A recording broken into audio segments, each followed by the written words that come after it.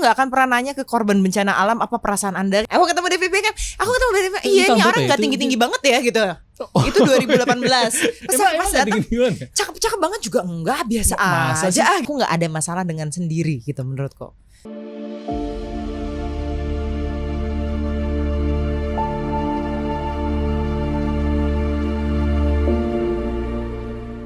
Kan memang lahir di Solo dan baru pindah Jakarta itu mungkin 2011-2012 ya, 10 tahun yang lalu ya, kurang lebih 10 tahun yang lalu.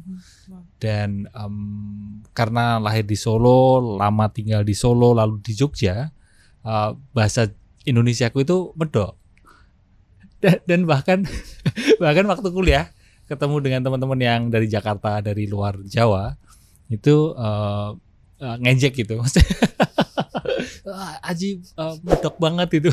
Sampai sekarang pun kelihatan bahkan ada masa minder gitu. Iya. Kalau kamu nggak ngalamin itu? Aku nggak ngalamin itu, justru aku ngalamin yang di seberang. Mungkin yang kayak dulu tuh suka gangguin, si medok gitu. Oh gitu. Ada yang si Sunda, bahasa bulan gitu. Terus bahasa bulan. Iya, kalau kita bilangnya orang Sunda ngomong bahasa bulan tuh bahasa planet kali itu ya gitu kan. Gitu. Kan lucu gitu kan kalau ngomong. Terus ada yang Batak banget juga, itu juga kita kata-katain. Tapi kesininya tuh aku malah menyesal aku tidak punya loh. Karena menurutku aksen itu kan karakter ya. Iya kan? Itu yang mengingatkan kita akan orang itu. Iya. Tapi dari sisi aku dulu itu aku sempat merasa minder banget gitu karena diajakin, karena kayak itu kelihatannya nggak asik, nggak keren gitu. Terus mulai belajar ngomong lu gue, tapi tetap aja medok gitu. Dengan lu kekhasanmu. Gue dengan kekhasanku gitu. Sempat juga terus merasa kelihatannya aku ya mesti harus belajar nggak medok gitu. Tapi lama-lama ternyata itu keunikan gitu, keunikan kekhasan setiap orang gitu, setiap daerah itu ternyata punya warna yang asik gitu. Iya, ternyata kan? Aksen itu menurutku tuh seksi. Oke.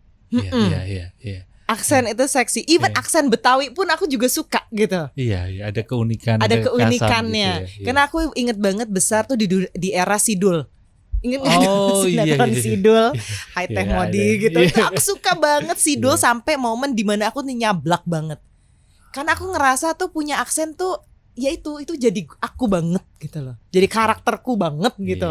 Jadi aku tuh kalau ketemu teman-teman SMP, apalagi SMP SMA, dibilangnya Andini si Betokau karena emang aku dulu demen banget ngomong bahasa Betawi. Oh, aksen Betawi ya.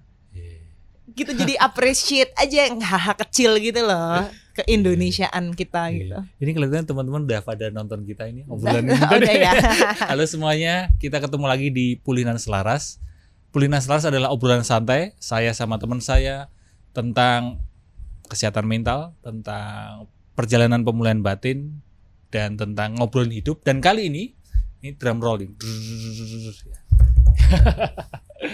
Saya bersama Andini Effendi. Halo, terima kasih loh sudah mengundang aku. Aku juga yang terima kasih. Nanti kita akan ngobrolin tentang perjalanan hidup Andini Effendi seperti apa, ya. Tapi di awal ini saya kepingin bertanya dulu ya, atau ngobrol santai. Setiap kali saya mendengar nama Andini Effendi, itu saya teringat, selalu saya kaitkan dengan jurnalisme. Oh. Oke. Oke, kita ngomong. Iya dong. Langsung kelihatannya berat banget ya. Oke. Ya emang benar, iya kan? Iya kan, kan memang bidangmu itu gitu. Memang bidangku itu, dan dari dulu, sebenarnya dari aku SMA pun aku udah tahu aku tuh pengen menggeluti bidang ini. Tapi dulu aku nggak tahu Mas namanya tuh apa. Aku nggak tahu namanya wartawan, jurnalistik, ya namanya anak umur 13 tahun nggak paham lah. Gitu. Tapi tuh aku inget dulu tuh aku pernah ikut summer school gitu ya, dikirim sama orang tua aku ke Amerika. Terus udah gitu kita ada tour ke CNN. Nah di tour di CNN itu yang dimana aku jatuh cinta gara-gara ngeliat promotional videonya gitu, programnya mereka. Ada salah satu jurnalisnya, promo programnya, dia ceritanya lagi di rumah ngurusin anak, abis itu ke kantor, siaran, abis itu ke lapangan, wawancara orang. Aku bilang, itu aku pengen jadi kayak dia. Aku nggak tahu itu namanya momen apa. Itu ya, momen ngelihat itu promo video itu tuh aku maunya kayak dia. Iya. Apa itu namanya terserah, pokoknya aku maunya kayak dia. Kayak dinamis banget kayak gitu hidupnya. Gitu, kayak. Iya. Kayaknya kok nggak duduk di belakang meja setiap hari. Jadi ada apa ya, di dinamismenya gitu setiap harinya. Jadi itu aku maunya kayak dia. Ya udah. Tapi sekarang kamu sibuk di apa? Aku masih ada di jurnalistiknya, ada lebih ke dokumenter. Jadi aku fokusnya karena memang passion aku tuh di lapangan. Jadi kita lagi syuting dokumenter, sama sekarang juga aku lebih mendalami bidang komunikasi, di mana kita bisa ya membuat narasi lah ya. Sekarang kan penting buat siapapun. Siapapun lah, apalagi di masa 2024 ini semua orang membuat narasinya masing-masing. Narasi politik narasi politik, narasi diri, apapun itu kan, jualan lah masing-masing. Nah itu tuh aku karena mungkin dengan dari background jurnalisme yang kita punya kode etik dan kita punya nilai kayak so what-nya tuh apa sih kalau kita bikin narasi, so what-nya apa gitu.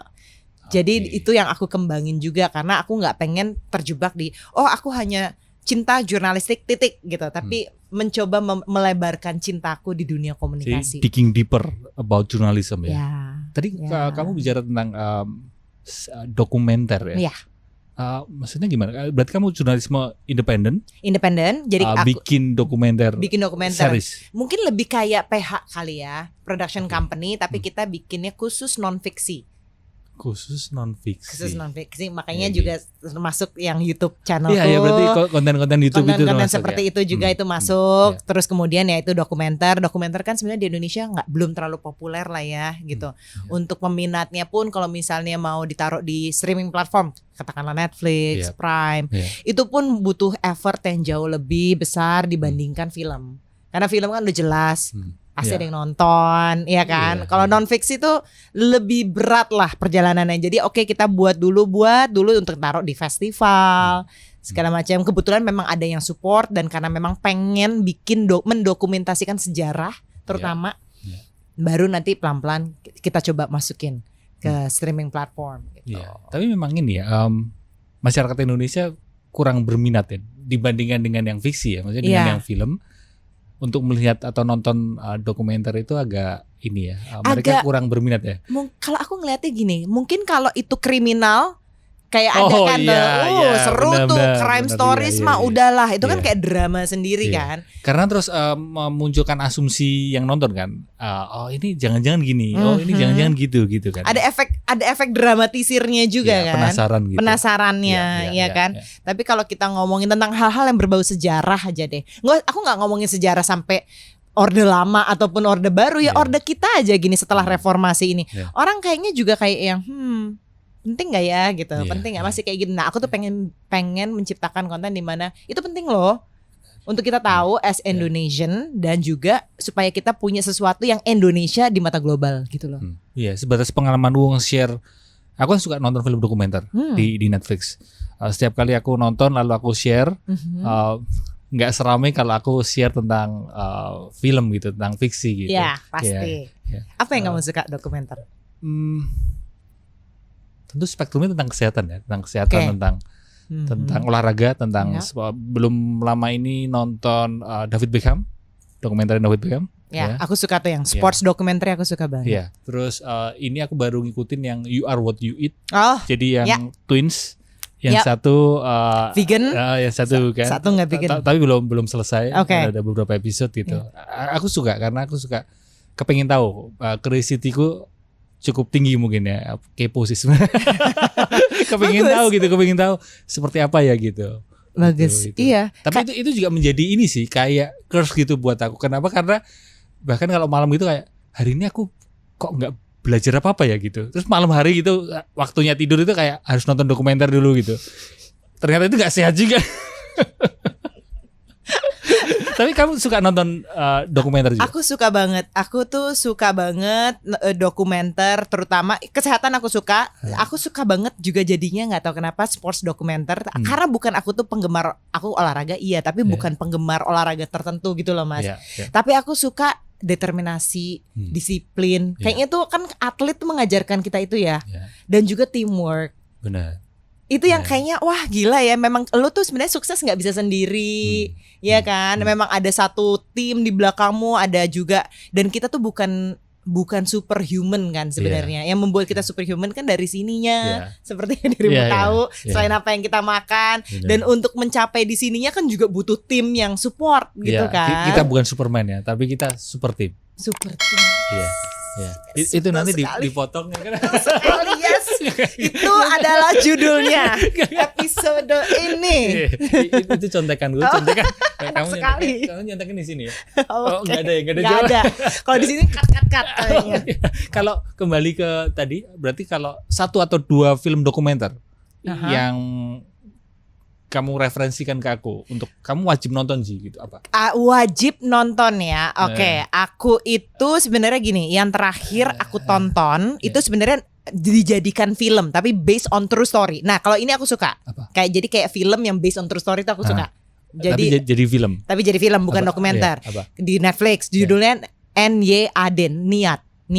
Dia itu NYAD. Niat. Dia tuh Iya. perempuan 65 tahun pada saat itu, beberapa tahun lalu berhasil berenang dari Florida sampai Kuba ke Florida. 110 km lebih. Berenang setelah 5 kali percobaan kalah. Dan itu di umur dia udah 65. Itu wow-nya double karena aku nggak bisa berenang. Ya karena aku nggak bisa berenang, jadi itu wow-nya lebih wow lagi.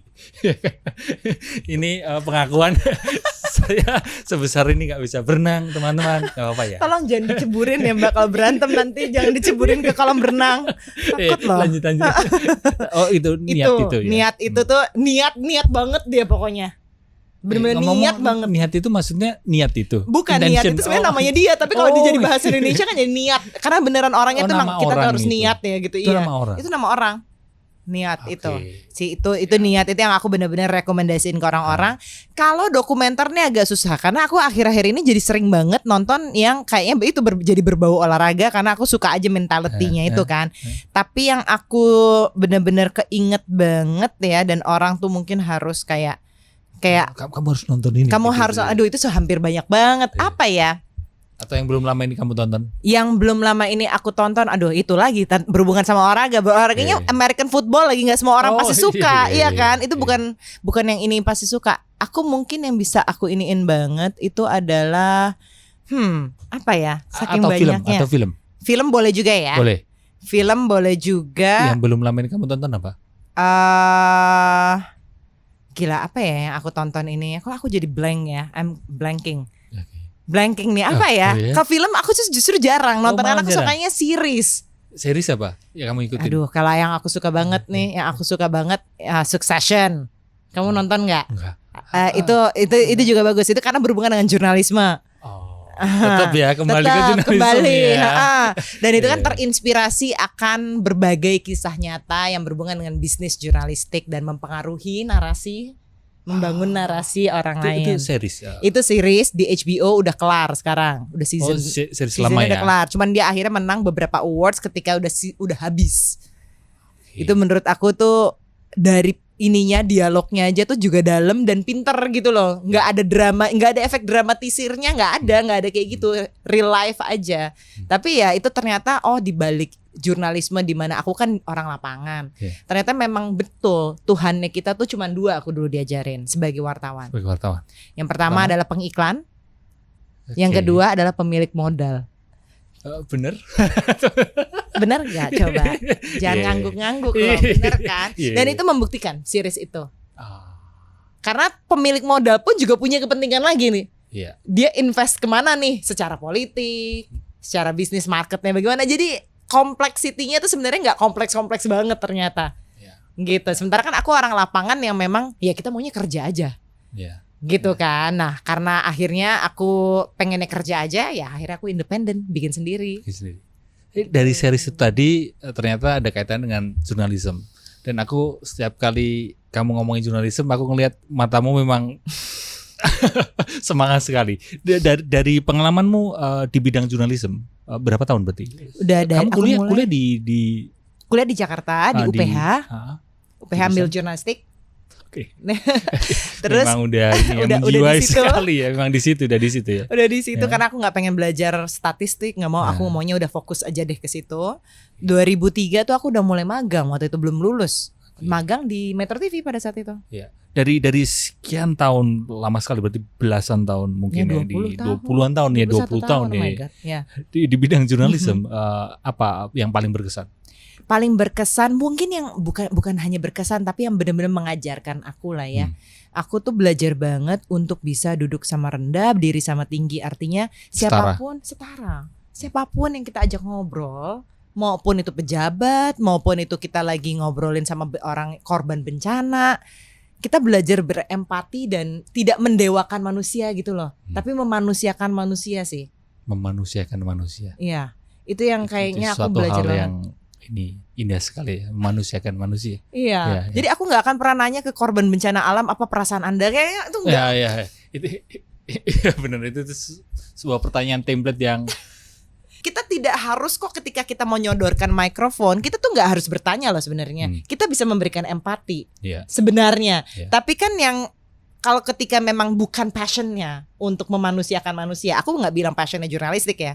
Tapi passionnya tuh manusia aja. Benar. Itu nggak bisa punya that empathy yang supaya saya turut berduka gitu.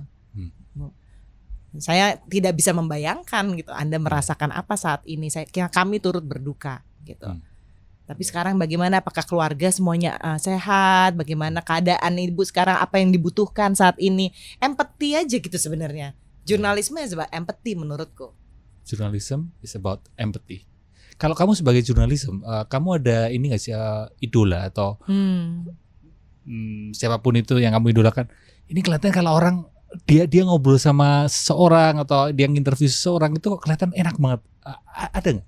Jadi gini, memang kalau aku ngelihatnya tuh banyakan, jujur nih Mas, aku tuh kalau ngelihat TV channel berita Indonesia itu tuh jarang banget. Terutama pada saat itu kan Metro yang lebih awal dibandingkan yang lainnya ya. Nah, namun aku tuh nggak pernah lupa Liputan 6 dulu pada masa kejayaannya. Itu aku selalu ngeliat namanya Mas Bayu Setiono. Sekarang ya aku kenal lah ya. Dulu tuh dia kalau laporan tuh kayak bertutur, bercerita.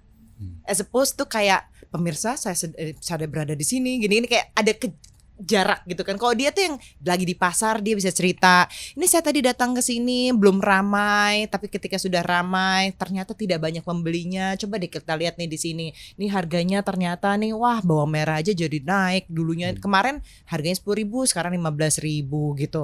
Kemudian yang ini bawang putihnya sekian gitu. Dan ini saya udah berapa lama nih kira-kira di sini? Ya, sekitar 2 jam tapi belum ada yang datang. Jadi bertutur. Aku mikir kok nih orang enak banget ya kalau ngomong. Jadi dia nggak ada pakeman tersendiri harus formal atau harus kaku.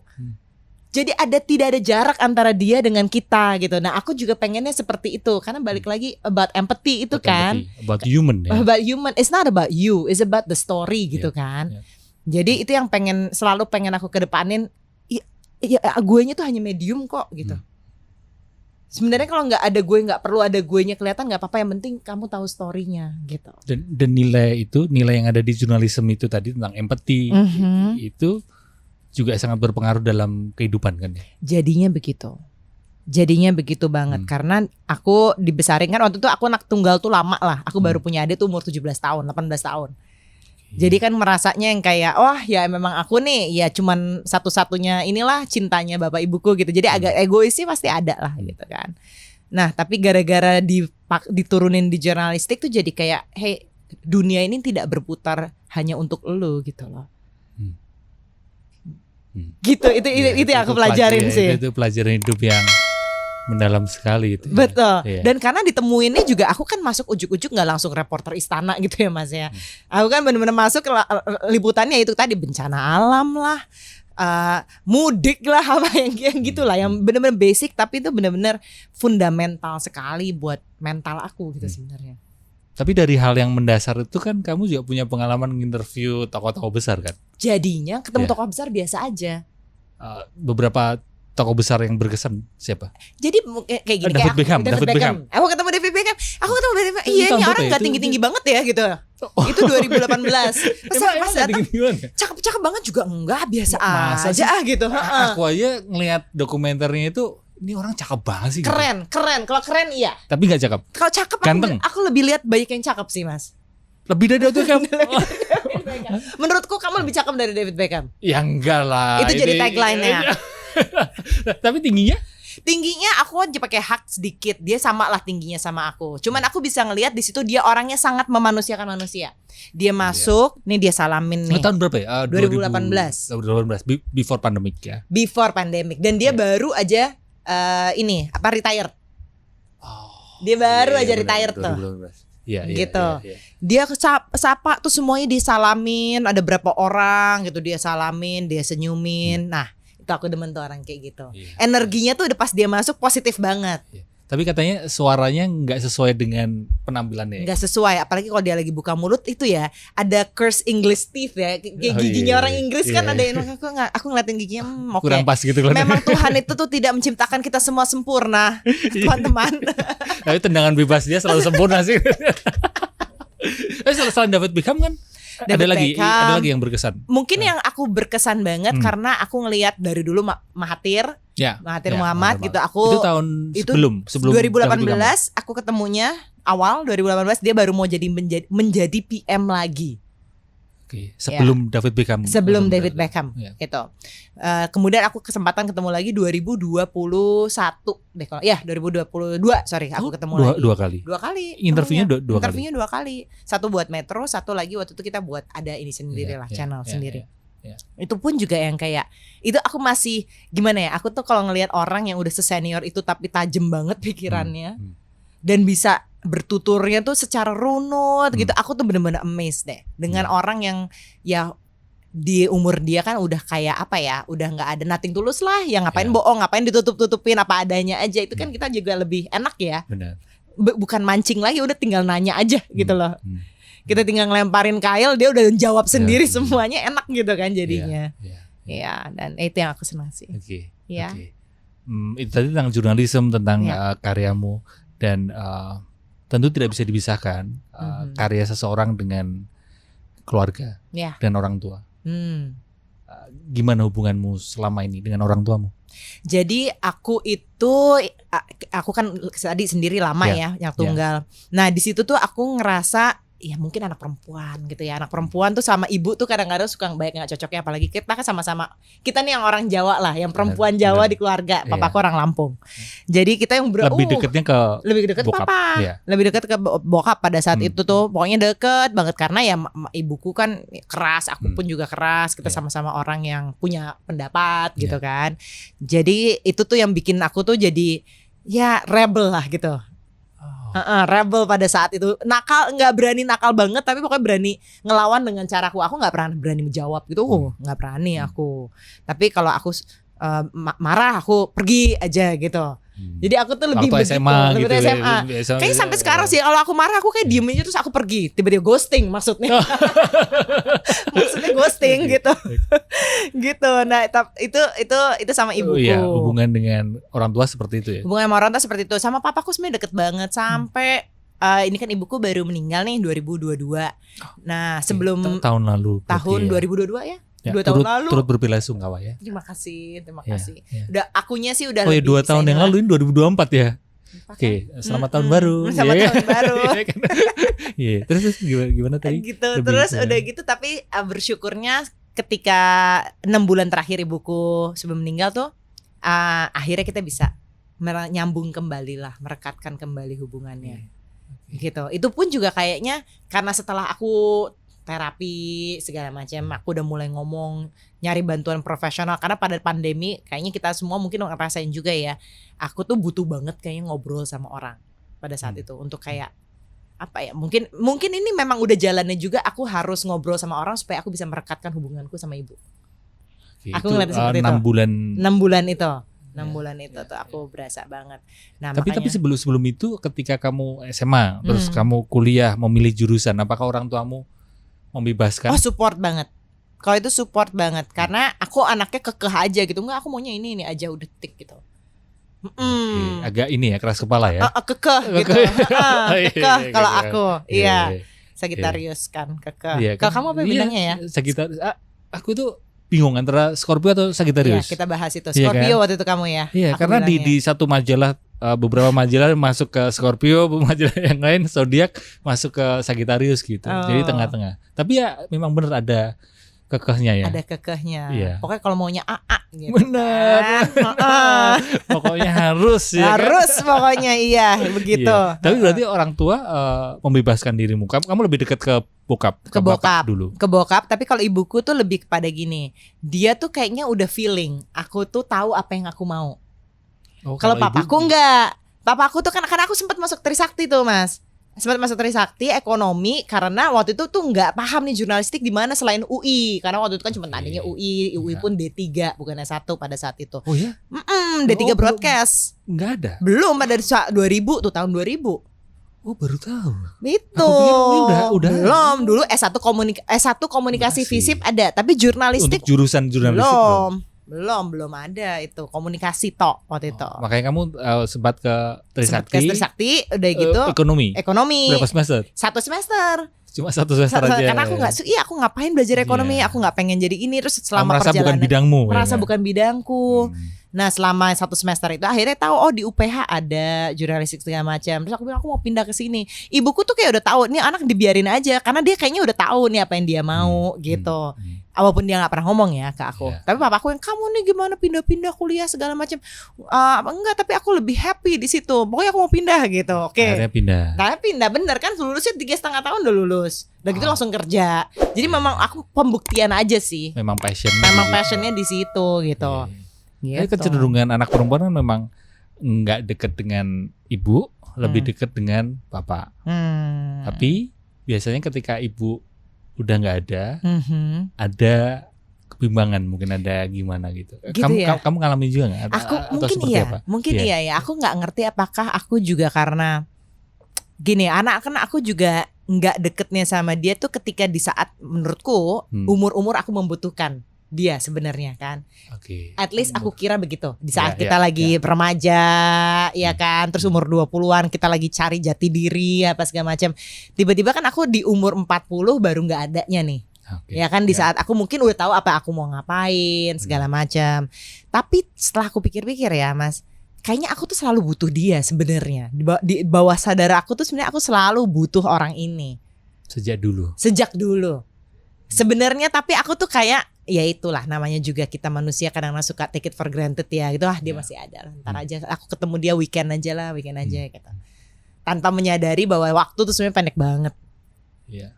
Gitu kan. Nah jadi ya itu ya mungkin kalau misalnya ditanya apa yang kamu sesalin itu waktu aku yang aku tidak hargai gitu pada saat itu. Karena ternyata sampai sekarang pun yang aku kira aku udah tahu aku mau ngapain, aku mau menggeluti bidang apa ini itu, toh ternyata emang penting banget loh ada kehadiran seorang ibu gitu. Iya. Tapi ketika ibu berpulang, hubunganmu dengan bapak gimana? Nah itu yang mungkin juga agak Kan dulunya tricky. kamu deket kan? Deket banget. Tapi mungkin karena kita tuh selama ibu sakit ya 6 bulan kan sakitnya, itu kita berdua mungkin stres dan bingung dan sedih dan takut dan marah gitu loh. Tapi dia nggak bisa ngomong, aku juga nggak bisa ngomong, jadi selalu panas gitu hubungannya kan. Plus juga kita deket. Jadi kan itu yang bikin juga akhirannya yang kayak aduh gimana nih cara kita tuh mengekspresikan sesuatu tanpa dia sensitif, tanpa akunya juga jadi sensitif. Jadi semua itu serba sensitif dan aku kan orangnya lebih ngomong, lebih ekspresif lah ya. Dan aku cari bantuan, aku ada ngobrol ke terapis, aku punya teman-teman tempat curhat segala macam. Aku nggak yakin dia tuh punya seperti itu, terutama dari generasi dia lah ya kan nggak mungkin lah gitu cari terapis apa segala macam. Nah itu jadinya tuh kayak nggak balance gitu loh kita di situ, dan sampai sekarang pun juga aku masih kayak mencoba merajut kembali sih hubungannya, karena ya aku mungkin nggak bisa jadi kayak sahabat yang kayak dulu lagi gitu, dan mungkin ini memang ujian kita sebagai sahabat juga, tapi juga aku juga nggak akan pernah bisa paham kehilangannya dia juga kan. Itu yang saking dekatnya kamu dengan bapak sehingga hubungannya malah penuh dengan emosional maksudnya kan? Dan itu malah jadi bingung. Apakah seperti itu? Iya. Gimana tuh Mas? Coba gimana Mas? Tapi ini bukan sesi konseling ya teman. Ya tapi memang banyak relasi ya. Kalau sebatas aku mempelajari relasi, memang banyak relasi itu jadi bermasalah atau jadi berkonflik karena kedua pihak atau salah satu pihak itu terlalu melibatkan emosinya. Atau bahasa simpelnya adalah satu pihak atau kedua pihak terlalu baper sehingga tidak melihat as it is gitu ya, karena ada unsur emosi, ada unsur perasaan, sehingga ketika mengalami sesuatu atau mendengar perkataan dari sisi satunya gitu jadi kayak kok nyakitin ya dia ya gitu karena ada unsur emosinya. Barangkali seperti itu gitu. Sehingga makanya disarankan kalau untuk menjalin relasi yang sehat ya, entah itu orang tua dengan anak atau antara pasangan atau bahkan antar teman, sebisa mungkin membedakan antara sisi emosi, sisi kebaperan dengan sisi esetisnya, kenyataan yang seapa adanya itu gitu. Dan memang kayaknya apakah kita sebagai yang muda tuh harus lebih banyak ya udahlah telan aja, ngalah aja gitu. Menurutmu gimana? Memang tidak mudah sih ya. Tapi memang kita menjadi tua itu nggak mudah kan. Karena aku juga punya ibu yang sudah sepuh, yang sudah berumur tua gitu. Dan mereka orang yang jauh lebih tua dari kita, mereka punya ketakutan yang cukup besar. Karena mendekati. Ya kan. Ya meskipun meninggal kan memang tidak bisa diprediksi gitu, apakah yang lebih tua pasti lebih cepat, kan nggak gitu, tapi kan mereka kemungkinan lebih besar gitu, dan ketakutan itulah yang mungkin membuat mereka emosian, kalau punya keinginan harus sekarang. Dinamika psikologi lansia. Tapi di sisi lain jadi anak itu juga nggak mudah, sehingga dua sisi ini juga sama-sama nggak mudahnya. Jadi orang tua nggak mudah, jadi anak nggak mudah. Dan kesadaran ini yang perlu dipunyai. Orang tua memahami bahwa jadi anak itu nggak mudah, anak juga perlu menyadari jadi orang tua itu nggak mudah. Itu sebatas kesoktahuanku sih.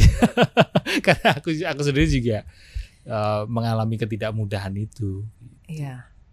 Dan nggak mudah juga aku ngelihatnya ya, melihat orang tua kita tuh makin menua gitu, dari perilakunya gitu kan ya. Iya. Karena di tengah kesibukan kita, di tengah keinginan kita ingin mencapai keinginan kita. Kita tidak benar-benar sadar bahwa setiap hari, setiap bulan, setiap tahun orang tua kita itu menua. Benar. Itu yang mungkin ketidaksadaran diri kita, termasuk saya gitu. Hingga di titik tertentu di suatu hari ternyata orang tua aku menua ya gitu. Iya. Benar. Itu nggak mudah. Benar banget. Nah, waktu itu memang menjadi satu hal yang tidak bisa kita lawan kan di hidup ini. Either kita berteman atau kita jadi bermusuhan dengan waktu gitu. Kalau berteman ya artinya kita harus menghargai itu waktu hal kecil bareng gitu ya. Tapi kalau kita melawan, kita nggak akan bisa menang melawan waktu. Benar. Makanya secara filosofi Jawa ada yang disebut kala kan, atau batara kala. Itu monster, atau kalau orang Jawa bilang buto. Itu memakan segalanya. Makanya waktu kalau di bahasa poetiknya kan kala. Nah itu menyimbolkan itu. Mau kita seneng, mau kita sedih, mau kita hore, mau kita menangis, ketika kita tertawa, ketika menangis, waktu akan terus berjalan. Nggak peduli perasaan kita gitu. That's life. Wow. Jadi dalam ya. Iya ini obrolannya tadi kelihatannya. Kalau dari relasi dengan keluarga, aku pengen belajar dari kamu sih, maksudnya tentang relasimu dengan teman-teman, relasi dengan dirimu sendiri. Bagaimana kehidupan berrelasimu dengan teman, dengan hidup ini, dengan teman, dengan dirimu sendiri seperti apa? Kalau aku tuh mungkin gini ya, mungkin karena tuntutan kerjaan itu kan harus lebih ekstrovert ya Mas. Kan iyalah harus kenal orang. Karena tuh kita ada prinsip pokoknya jangan pernah bilang nggak kenal. Kalau nggak kenal kenalan. Kalau nggak tahu cari tahu. Jangan bilang, apalagi jangan bilang nggak mau. Itu mendingan resign aja gitu kan. Ini termasuk determinasi tadi. Determinasi dalam olahraga gitu, ya. Harus itu ya. Jadi mau nggak mau kan harus selalu kenal sama orang, dan aku happy, aku senang banget ngelakuinnya. Tapi kalau aku di luar kerjaan, aku lebih senang sendiri. Traveling sendiri, makan di restoran sendiri nggak ada masalah gitu. Nonton aku nggak segitu suka nonton bioskop sih. Jadi tapi walaupun aku suka ke bioskop, ya mungkin aku nonton juga akan sendiri gitu. Aku nggak ada masalah dengan sendiri gitu menurutku. yang aku rasakan. Ya? Bukan loneliness. Bukan lonely, aloneness. Yes. Kesendirian. Sendirian. Satu kata itu mungkin nggak akrab buat Betul. bahasa Indonesia kan. Betul. Iya. Betul. Dan kesendirian itu bukan kesepian, belum tentu kesepian. Belum tentu kesepian. Satu tuh bukan bukan angka yang sepi menurutku. Iya. Tapi Gitu. ini bukan ada kaitannya dengan politik ya, Toh? Oh ya, bukan. Mudah-mudahan ini ditayangkan setelah 14 Februari, takut jadinya nih aku. Tapi itu. Jadi aku tuh juga makanya mungkin kayak single lama gitu, aku tuh juga nggak ada, ya bukan yang nggak ada masalah, pengen sih pengen, tapi aku nggak nyari gitu loh akhirannya. Karena aku seneng aja gitu dengan ngelakuin apa-apa sendiri, nggak bergantung dengan orang lain tuh bikin aku happy. Karena aku nggak pengen nyusahin orang aja gitu. Nah itu juga mungkin dari berteman nih, ini nggak usah ngomongin cinta aja. Itu yang bikin aku tuh jadinya kadang-kadang kurang sensitif jadinya. Karena ada ini lucu, ini baru kejadian soalnya. Ada salah satu teman deket aku consider deket banget lah ya. Dia bilang, kamu waktu itu nyuekin aku. Terus aku cuman gini, tapi kan kamu waktu itu bilang kamu nggak mau ngomongin, ya akhirnya aku nggak nanya lah gitu ya kan, ya makanya aku cuma membuat kamu ya udah membiarkan kamu sendiri aja, kan kamu nggak mau waktu itu cerita tentang apa, karena pada dasarnya emang aku tuh nggak kepo ya orangnya ya. Kalau memang kamu nggak mau sendiri, yaudah aku cuekin aja ya gitu kan, ya karena aku juga pengennya aku digituin kali, tapi ternyata ada orang yang pengen, ya lu tuh temenin dong gitu, lu tuh temenin aku gitu. Aku tuh lagi sedih loh, kan aku cerita aku sedih gitu ya kan terus aku bilang kan nggak mau cerita gitu. Jadi maunya apa gitu kan. Tapi mungkin aku harus lebih sensitif karena itu mungkin kebiasaan sendiri lama, dan aku juga orangnya senang sendiri. Jadi lebih apatis aja. Dan ada ketegasan mungkin ya, kalau kamu kecenderungan iya enggak, lu butuh gue cerita aja gitu. I'll be there. Tapi kasih tahu karena nih aku bodoh loh gitu loh sebenarnya gitu. Jadi dalam berteman pun juga aku ternyata masih harus banyak belajar. Dan ini aku cerita ke temanku yang satu lagi, masa sih ini juga cerita katanya aku kurang sensitif. Lo baru sadar lo kurang sensitif lo. Oh, ternyata semua orang menganggap aku kurang sensitif gitu. Karena mungkin mereka ngelihatnya ya itu, oh nih anak juga memang kebiasaan sendiri kali ya gitu. Jadi ya udah, jadi memang nggak paham aja gitu dengan perasaan orang lain gitu mungkin. Jadi itu yang aku pelajarin. Oh mungkin ada ya beberapa case mungkin aku harus lebih menanyakan aja, atau paling nggak berada sama dia lah gitu, jangan ditinggalin gitu. Tapi dengan kecenderungan seperti itu ada image atau orang menangkap pesan bahwa kamu adalah orang yang perempuan yang mandiri, maksudnya orang yang mandiri gitu. Kayak mandiri mungkin jadi kayak terlalu mandiri, kayak terlalu independen aja gitu jadinya. Padahal aku juga pengen juga melepaskan semua beban hidupku, aku pengen sebenarnya gitu. Kadang-kadang kesan itu menjebak yang mana, padahal kan orang yang memang strong woman gitu, maksudnya yang tangguh gitu kan, ya tetap aja butuh sisi emosinya juga gitu. Dan kan. Kita kan pasti sebenarnya memang diciptakan yang memang untuk ya sama orang lain juga gitu kan ya Mas. Maksudnya bukan untuk sendiri kan. Gitu kan. Tapi mungkin ada hal-hal yang memang aku diajarin, ya kamu harus bisa ngurus diri kamu sendiri ya. Udah gitu. Dari kecil seperti itu. Jadi itu diperlukan juga sih, kemandirian itu diperlukan. Tapi along the way ya mungkin memang harus ada empatinya itu lagi tadi kali, balik ke situnya. Ini pertanyaan terakhir karena kalau obrolannya bisa berlanjut, bisa berjam-jam, bisa berepisode ya. Apa makna hidup buat kamu? Makna hidup. Ini aku bener-bener lama dan dalam ini mikirinnya Mas. Terutama semenjak aku udah 40-an tuh berasa banget. Dan umur 40 kelihatan ini ya. Iya. Kok banyak kontemplasi ya. Ketika usia mendekati ukuran sepatu kelihatan. Kalau aku gitu ya, ukuran sepatu kan 40 lebih. Ketika usiaku udah mendekati ukuran sepatu kelihatannya mulai permenungan mendalam, termasuk hasil lab kok udah mulai perlu diperhatikan gitu. Bener banget tuh ya Allah. Itu tapi beneran ya aku berasa ya Mas ya semenjak umur 41 ini nih. Dan ini juga salah satu alasan kenapa aku jadi pengen jurnalis independen. Artinya tidak bekerja kepada satu afiliasi lagi.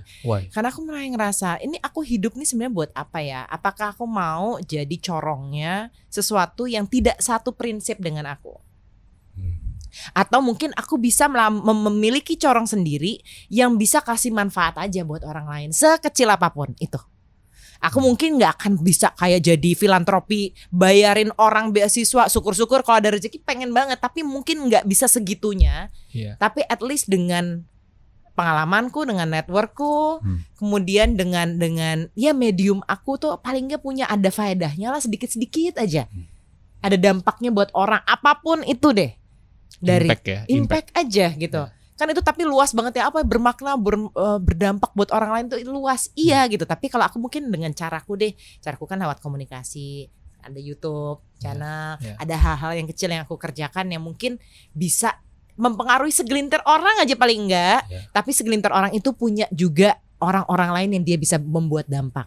Ripple effect ya. Jadi bukan yang langsung impact yang big impact, tapi small impact. Betul. Karena aku ngelihat kayak kita bahas soal waktu.